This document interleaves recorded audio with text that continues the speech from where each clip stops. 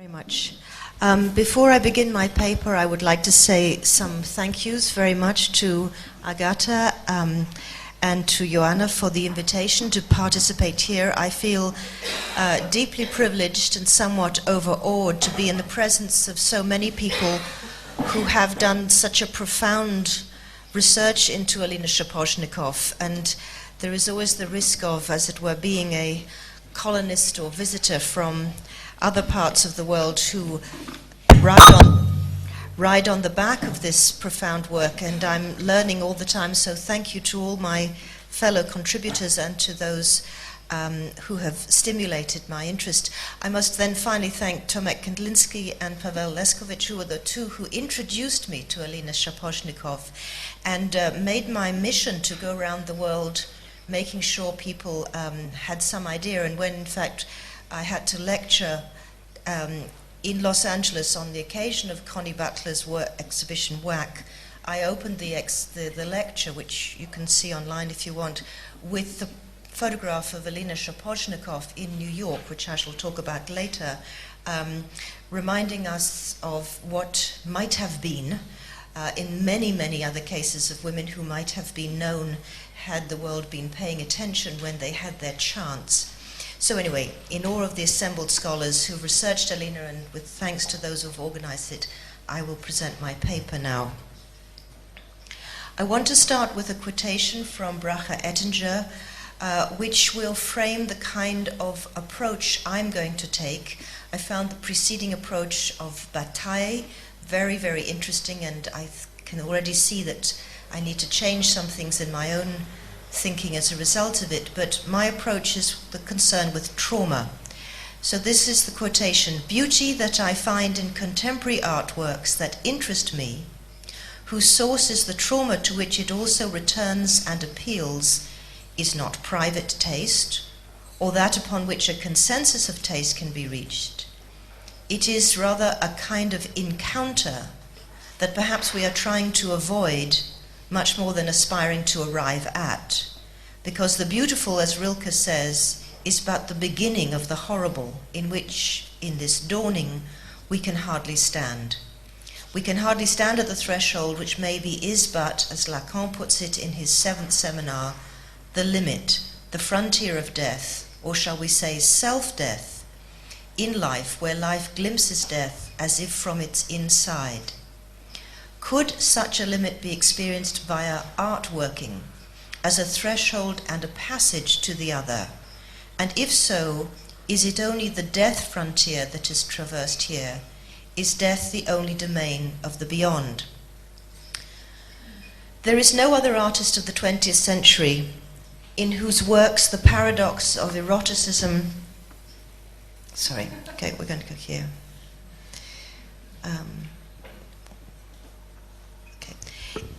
In whom the paradox of the eroticism and mortality... Wait a second. Sorry, there's going to be some... I have to stop this. Wait a second.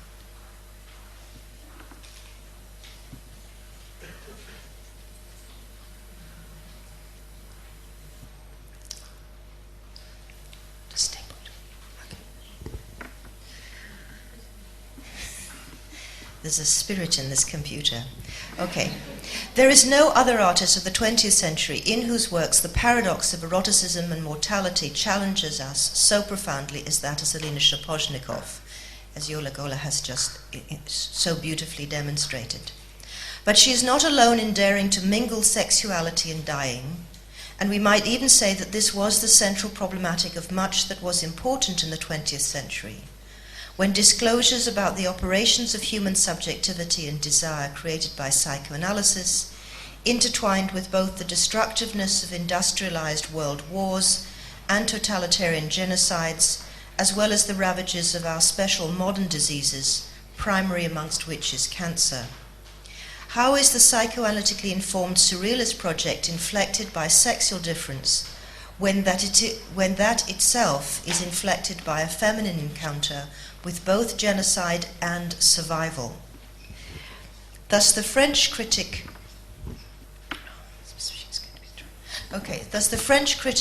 Pierre Restany is typical and very French, and also very masculine, in affirming from his personal encounter with the artist, and I quote, "Alina loved life completely, without mental reservations. She loved it with her mind and with her heart and with the sensual fullness of her body, a woman's body." But of course, this love of life was not spontaneous. The constantly smiling face can also be interpreted as a reaction, if not a defense, to the traumatically profound and real encounter that she had had with death. Theodor Adorno declared that Auschwitz introduced for the first time in history physical death into culture. Restany again. During the Second World War at 13, she was deported, and that early experience of suffering and death marked her life, but she emerged from it alive and beautiful, yet with no illusions. He then goes on to say, I quote, "Her work was but one long scream of revolt against the genocide of the flesh and the ineluctable calamity of evil. It was to be testimony and premonition. The memory of the camp was to be replaced by the baleful premonition of cancer, which would claim her at 47. Here we have three vital clues: a silent scream, a testimony, but also a repetition that reinvokes what is silently mouthed. The life and work of Shaposhnikov stages the collision of premature exposure to the unimaginable process of what David Rousset called l'univers concentrationnaire, the concentrationary universe, with its specific imposition on its inmates of knowledge of probable death, which she survived by working beside her doctor mother as a nurse in the hospitals and ghettos of the camps, and the premature claiming of her body's vitality by cancer's internal war against the inhabiting self's desire to live. And these were the conditions under which a Jewish Polish woman made sculpture the act of living afterwards, towards and with death and dying. Restany continues, all humanist discourse, all the cosmic vision of the artist is written in the carnal memory of the body. In the same way that her woman's body was, so each human body is the receptacle of life's experience. All Alina's work is dominated by this biological sense of history. Anatomy is the organic foundation of her language. With the same organic gestures, the flesh of her sculptures registers the passage of time and the determinism of its destiny. It reflects on both the preceding papers. In the light of the later 20th century theorizations of the centrality of the body, from phenomenology to psychoanalysis and feminism, Restany here touches on the fascinating rewriting of Freud's misunderstood statement that anatomy is destiny. While his phrase, the carnal memory of the body, and a biological sense of history, also brings to mind Daniel Boyarin's reflections of the radically different concepts of the flesh in Judaism and in Christianity. Judaism has been condemned by its offspring, Christianity, for being too carnal, for too comfortably inhabiting the living, desiring, and working body. Boyarin's book is called Carnal Israel. So I find myself intrigued and disturbed by the very possibility of sculpture being flesh and the idea of a carnal memory, for there is a risk here of this woman becoming flesh in a way quite different from the famous incarnation of the word or history associated with the canonical sacrificial body of Christian culture, the crucified Christ, to which I will come back.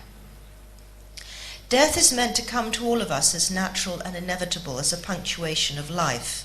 Yet Freud taught us that death is unthinkable.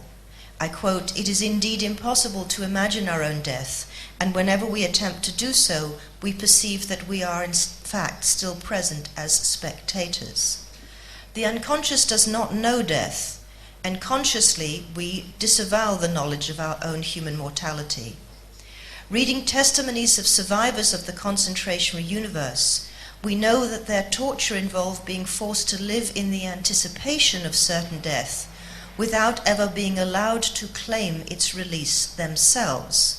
To not make death their own, death was claimed for them by other people who would deliver it exactly when they decided. Premature death, however, caused by violence or disease, disturbs the order of things. It causes we who look on, whom I have named the subjects of death, intense anxiety, because it reminds us of the deadly fact that we prefer never to confront. In the case of artists whose lives are cut prematurely short, the abbreviation has repercussions for how we read the work they leave. Works done at the time of dying become final statements. What might have been merely resting points, points of artistic transition, become end points towards which we, retrospectively and art historically, read the work preceding it. I'm going to risk doing this because I want to understand the imaginative and intellectual journey between the point at which Alina Shaposhnikov began making sculptures around 1945, molded or carved, of human figures, and around about 1970 ended with works which seemed like the hardened relics of detached skins. Okay, so I was just going to myself remind people of some of the connections, which was obviously Hans Bellmer is haunting us this morning in the connection with Pierre Estany and for Paris. Just to remind you of the connections of what Pierre Estany had in his mind when he was thinking about Alina, her journey through the camps as he's describing them, her creation of these works of abject sculpture, and then to track this journey from the humanistic, as people have seen it, Stalinist social realism, but I'm seeing it as the humanistic reclamation of the human figure through traditional sculptural forms, and the journey that is made through the progressive dissolution of that form. My sense is that sculpture simply would not hold, and in this sequence is the, as it were, returning insistence of another encounter with the body that undoes the very sculptural tradition to which Alina Shaposhnikov had turned in 45, and this is what I mean about this dissolution. Here I want us to connect her obviously with the work of Fautrier, to these kinds of desolate works, residues of bodies. Those are not very good images, right through to the completely abject forms of the chewed sculptures. Now, what I want to say is this is not a progressive teleology, a development shaped alone by the shifts in the artistic cultures of Prague, Warsaw, and Paris, of which Alina Shaposhnikov was such an intelligent and responsive reader. Rather, I would like to suggest here that this trajectory is the encryption of trauma. Trauma refers to an event that cannot be known. And this is where I'd just like to say it's different from what people have been talking about so far about what she could have talked about or couldn't have talked about, or what her memory of the camps would be. If we understand the camps as trauma, there is no memory. Okay? It is not to be talked about. That in itself would be another traumatic journey.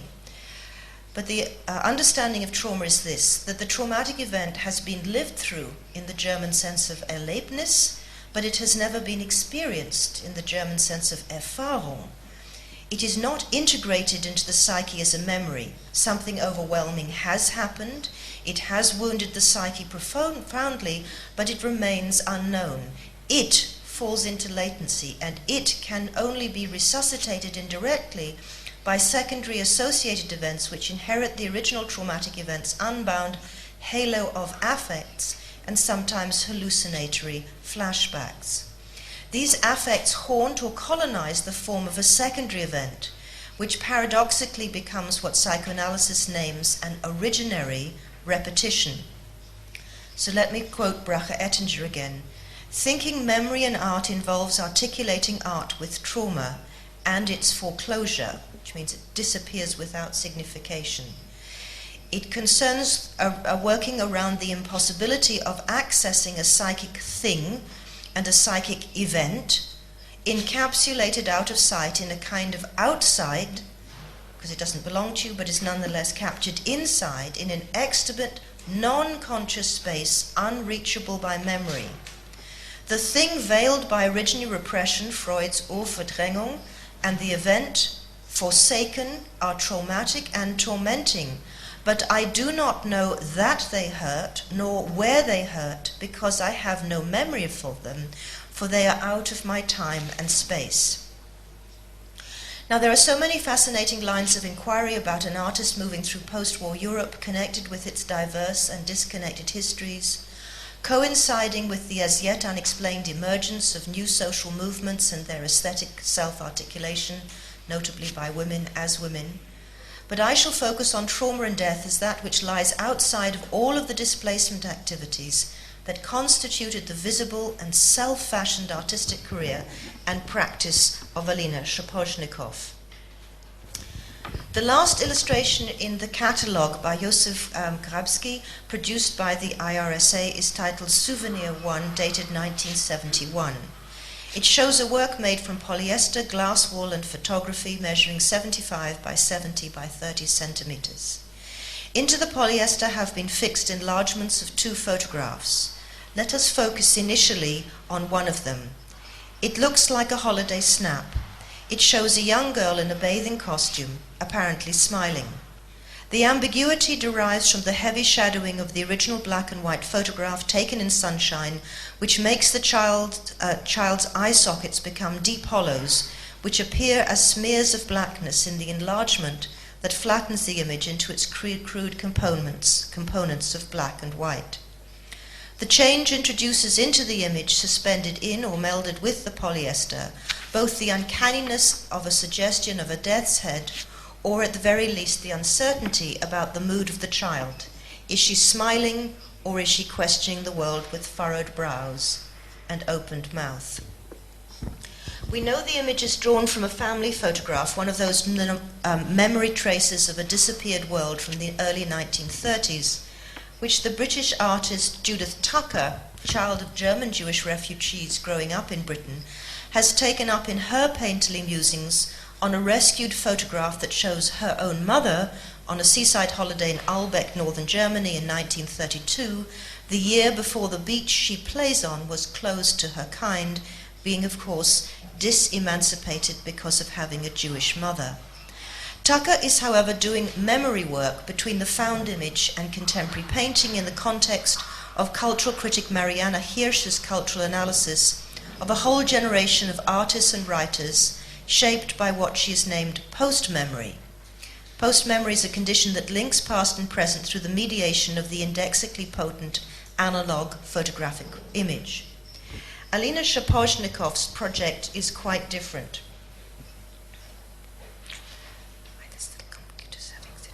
Okay, not referential. She was making her work by sealing a photograph of herself before the event, before the thing, into a chemical skin, rough, fragmented, distorted by bulbous excrescences, recent actions of the body that was growing another kind of deadliness out of life forces gone crazy.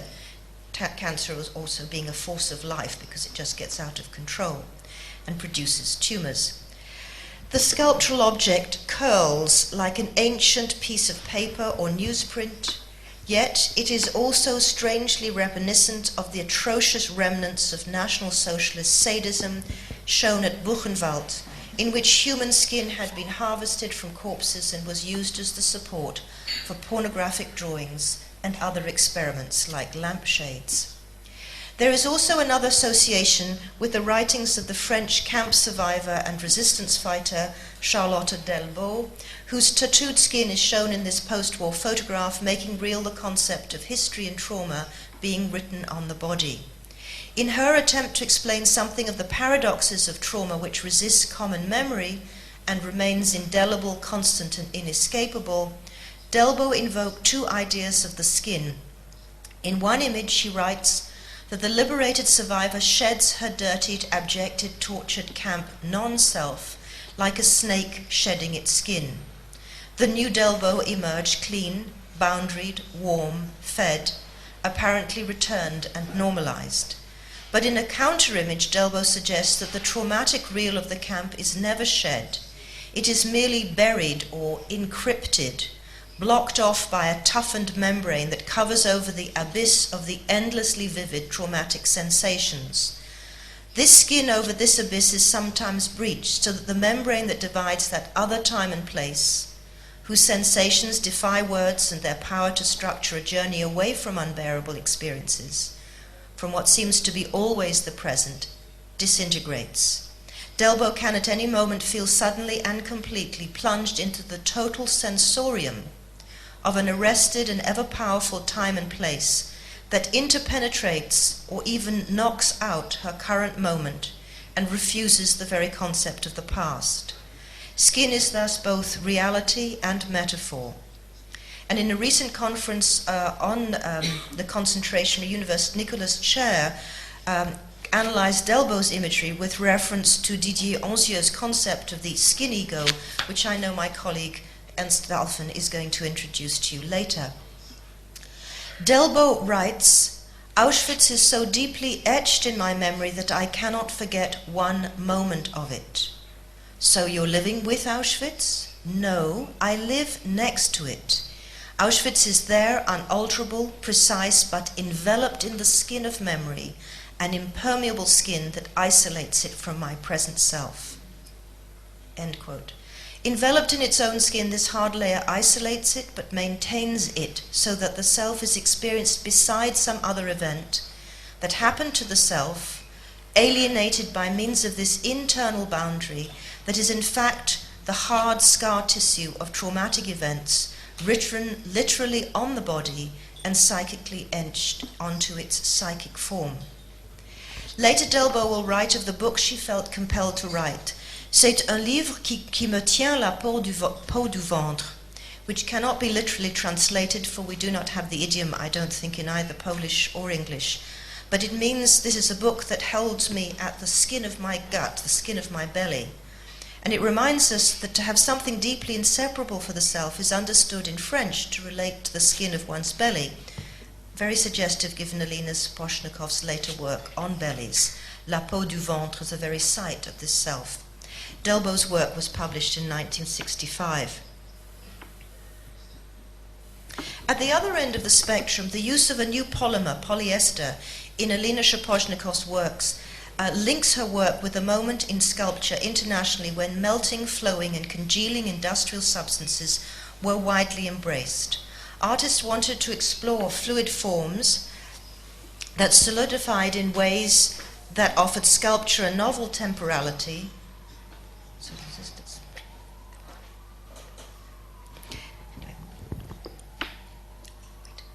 I just wanted to juxtapose those as we move a novel temporality. For these processes, in these processes, sculpture could shift from one state to another, soft becoming hard, opaque becoming translucent, flowing becoming fixed, the rigid seeming to melt. We see this in the works of the marble carver Louise Bourgeois, who began later in the 60s working with plaster and then latex, and with Linda Benglis, and of course with Eva Hesse. Hesse's use of latex specifically delighted in the intimations of human skin produced by latex in its initial rubbery state, which would, however, eventually dry and become opaque. This change marked into this industrial material something of human aging, of decay and irresistible finitude. The limits of the work's material would ensure that it too would decay and die. And in recent discussions of Eva Hesse's work, it has been understood perhaps that she, as it were, this was the way in which she accepted the absolute sort of finity of the unredeemable Holocaust by making artworks that themselves would never allow themselves to be restored. So the remarkable work Contingent, for which we have one test piece which reminds us of what it looked like when it was first made, is now a dried up shell, ending its life brittle and unforgiving.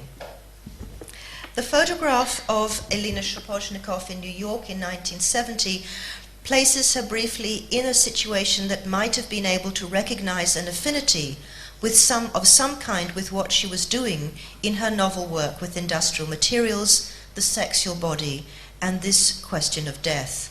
She was in New York briefly, as we know, to offer her project for the conceptual artist, which will be discussed later today, so I'll pass over this.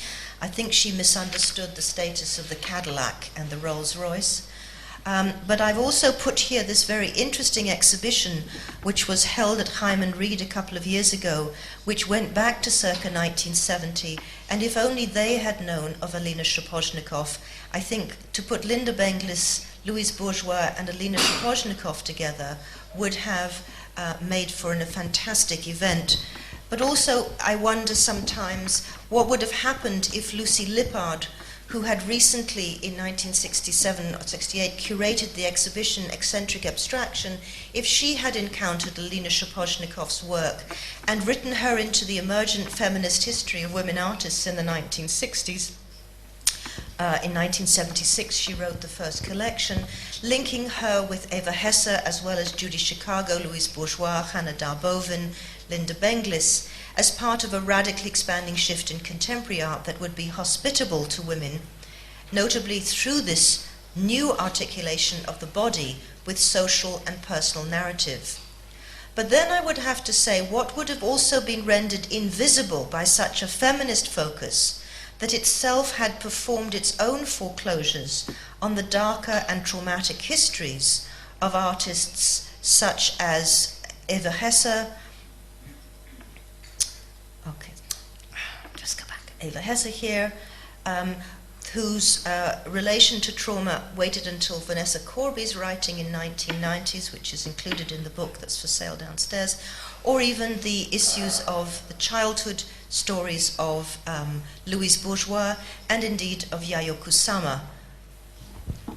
Now, my question is therefore, what would it mean to become a sculptor working on the human figure after Auschwitz? Is it or was it possible? Was sculpture and form or even body making an initial reparative response to the outrageous assaults upon the body and the destruction of the human by means of what Primo Levi attested to, namely the creation of something worse than the dead human being, exactly, namely the organically living but no longer human being who's known as the Musselman? Was carving and fashioning almost classic forms of sculpted human bodies and faces an impulse to recreate, an unconscious restoration that was ultimately unable to hold and post-traumatically yielded to a deeper recognition of the profound, the real rupture in history, and hence in art's refractions of that history that focused on both the really brutalized body and the necessary suspension of the idealization of the virtual body that is in art. I'm going to jump now. And in order to explain that, for my translators, if you could go to page 13, where it starts in 1521. In 1521, though signed 1522, Hans Holbein the Younger painted a dramatic, chilling, and significant rendering of the Christian theme of Christ's entombment. It's titled The Body of the Dead Christ in the Tomb. It can be seen in Basel. Relentless in its horizontality, it is also oppressive in the narrowness of the space allocated to the elongated corpse. The pressure of the painting's shape enforces the burden of the slab of stone that closes the coffin, entombing the cold, yellowing, and tortured body with its distorted features and agonized hands, still registering the prolonged torture endured prior to and during the agony of an excruciating Roman death. According to Hegel, Christian thought and theology, and hence iconography, circles around the paradox of the natural death, the death of the body, and its overcoming through a death, a sacrifice made out of such divine love that death itself is overcome once and for all. Thus, this is a painting that captures a unique moment, before, in what is usually experienced by the Christian subject or thinker as the sequence of suffering, death, entombment, and resurrection over 3 days. These 3 moments are typically attended in artistic representation by bystanders who register the appropriate grief and astonishment. You'll see this in a minute. Doubt and joy. The body subjected to this passage is more often than not represented as the body of pathos, in which suffering becomes the passage through physicality to the embodiment, to the resurrected beauty and divine love that secured this astonishing victory over human mortality. So let me just show you what I mean by that. We'll come back to these. So I'm choosing, of course, Michelangelo's most perfect examples of the pathos formel, of the pathos-laden sacrificial body, the deposed body, and of course the resurrected body. And even in Grunewald's most vicious northern Gothic imagining of the crucifixion, we have the unbelievable kind of victory of the perfect body that rises from this.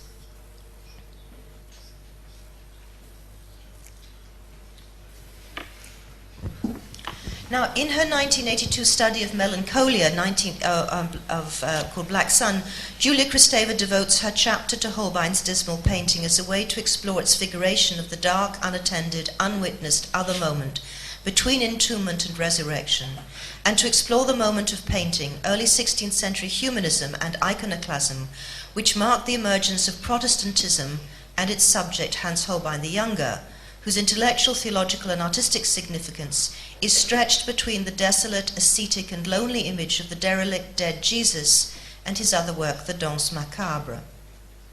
Kristeva opens her study of the painting by referencing Dostoevsky's The Idiot, in which one character, on seeing Holbein's work, exclaims, "This might lead someone to lose their faith." Another character comments on its radical dissimilarity from other Christian images, which usually manage to sustain an extraordinary beauty of face, even in the agony of dying. Holbein's relentless realism delivers instead a faithful representation of a tortured, emaciated, wounded, beaten, agonized, and dead body. It thus makes visible by means of the painting the idea of a dark, insolent, and senseless power, I quote, to which everything is subordinate and which controls you in spite of yourself, unquote. At the junction of Catholicism with its spiritual understanding of the death in Christ and Protestantism's insistence on the reality of his suffering, this painting, according to Kristeva, offers us an unadorned representation of death, which conveys to the viewer, quote, an unbearable anguish before the death of God, here blended with our own, since there is no hint of transcendence. Everything save a tiny touch of light on the toe produces a feeling of permanent death. Christ's dereliction is seen here at the worst. And she adds, with no intermediary, suggestion or indoctrination, whether pictorial or theological, other than our own ability to imagine death, we are led to collapse into the horrors of the caesura constituted by death, or to dream of an invisible beyond. Does Holbein forsake us, as Christ, for an instance, had imagined himself forsaken? Or does he, on the contrary, invite us to change the Christly tomb into a living tomb, to participate in painted death, in order to live with it and make it live? For if the living body in opposition to the rigid corpse is a dancing body, does not our life, through identification with death, become a danse macabre in keeping with Holbein's well-known depiction?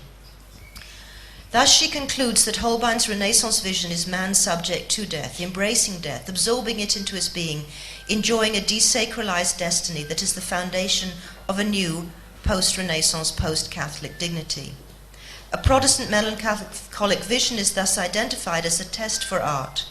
From the painterly point of view, we are facing a major test. The problem is to give form and color to the non-representable, conceived not as the erotic luxuriance, as it appears in Italian and even the representation art, or even the representation of Christ's Passion.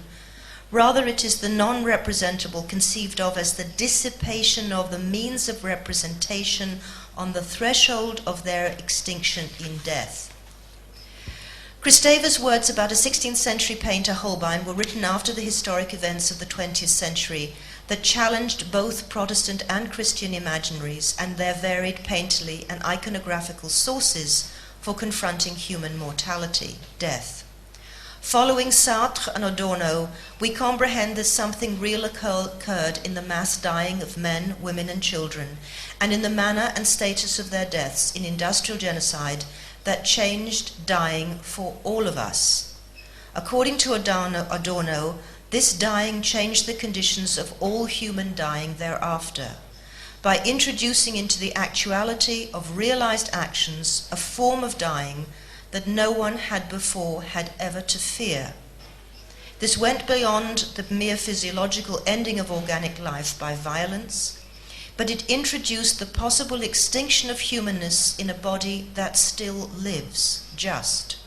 And this is the Muslim described by Primo Levi and taken up by Giorgio Agamben in The Remnants of Auschwitz.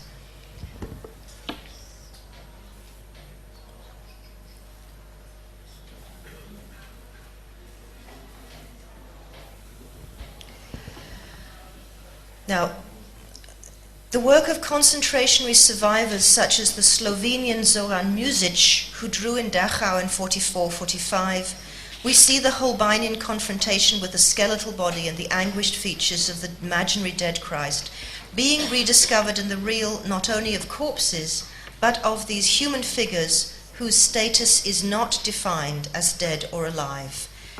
They are degraded, starved, diseased, the inmates of the concentration universe who hover in a state of non-human life that is not death. Maybe I just need to spell this out for you.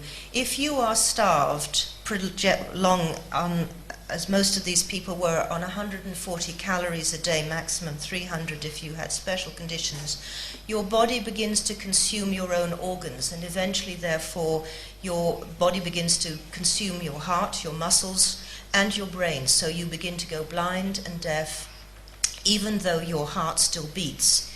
And this is what is the most central horror in some ways for some writers. The Czech artist Bedřich Fritter, one of the artists at Terezín, I'm just going to raise a slight question about what art at Terezín actually meant, draws the unclothed bodies of starved men in the three-layered bunks as if they already lie in a tomb, but now in triplicate. Now these works therefore still draw on the pre-war Gothic modernist and, shall I say, Christian imaginary of the paroxysm of pain, translated into 20th century secular expressionism, and as such can only repeat rather than meet the novelty of the circumstances Adorno would explore in his final reflections on Auschwitz. So it is in this light that I wish to return to the piece that I started with three thoughts from Adorno. Adorno deals with two distinct issues philosophically. What happened, and what does the industrial production of corpses mean for humanity after it has happened, irrespective of who it happened to? Following from this, how do we think and indeed represent the body? Was not Auschwitz the end, the rupture of the pagan tradition of the pathos formel that had been reclaimed by the Renaissance? The second question, what does it mean to live after Auschwitz? What does it mean to have survived, as Adorno did by escaping to the States, but also as a European who returned? Surviving means living over, after, and always oriented, nach Auschwitz, towards those who did not. Surviving means living with unbearable knowledge, with unbearable guilt. Has the metaphysical been knocked out, and does this outrageous reality mean an end to representation itself? Adorno then poses a new categorical imperative that involves three elements. We must organize our thoughts so that nothing like this could happen, by thinking and education. He insists the abundance of suffering tolerates no forgetting, and he suggests that in art alone we might find the space or means by which suffering could be given a voice. Auschwitz marks a rupture in human history in the solidarity of all that wears a human face. It changes philosophy, it also changed aesthetics, specifically at the juncture of body and meaning of what Kristeva has named the sacred, with which all thinking artists have since, in one way or another, have had to contend, above all the survivors. It means a rupture in the history of human encounters with death, and with a new non-human dying delivered relentlessly by novel forms of human killing, with its own phasing of dehumanizing torture, starvation, overwork, and the body's self-consumption before organic destruction of the shell of the body. Thus I want to suggest not cause and effect, but a way in which we might begin to plot the trajectory that arrived for Alina Shaposhnikov despite her every effort, and arrived in her 40s at a point when the image of the past resurfaced, became a surface, and demanded other modes of creating sculpture that evoked the senses of pain, disgust, and impossibly erotic physicality in a troubling collision. The work of Souvenir One can be anticipated in a series of processes in which the sculptural form and material begins to melt, slide, disintegrate, lose its skin and become uncontained. It is her escape from the comforts initially offered by the closed form of sculpture that itself disintegrated under her own hands. Sometimes the disintegration is literal, at other times it is an event that evokes our brut, informel, or these other things. But one other image embedded in Souvenir needs my final attention. It is not from the family album, the frozen moment of a past that could not anticipate and yet does foreshadow what occurred. It suggests, even if it does not come from an archive created after the event, that seared the traumatic event as an image into a public consciousness. It suggests an other image. Now, I have no evidence for this. I may mistake the source of the image. Like the child, it could be a woman, a dear friend, laughing.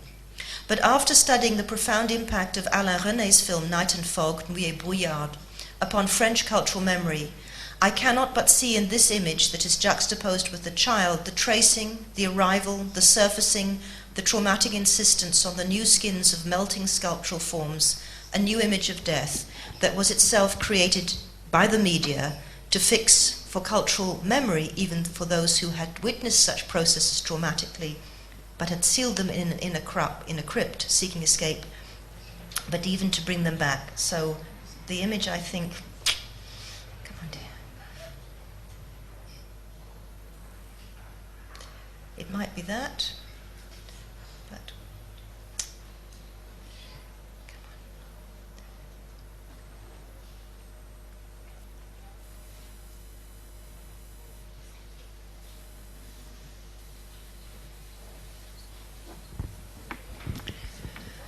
The image is that of a post-Christian encounter with human death, created by fascist deadliness, from which there is no narrative of resurrection or redemption, but only the endless questions of fidelity to a new aesthetic encounter with suffering, the ethics of perpetual witnessing, and the life politics of determined resistance.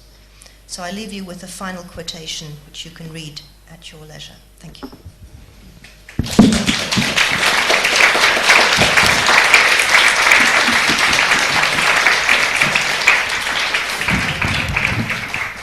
Well, thank you very much for your powerful talk and for introducing so forcefully the problem of limit experience and non-memory into our discussion.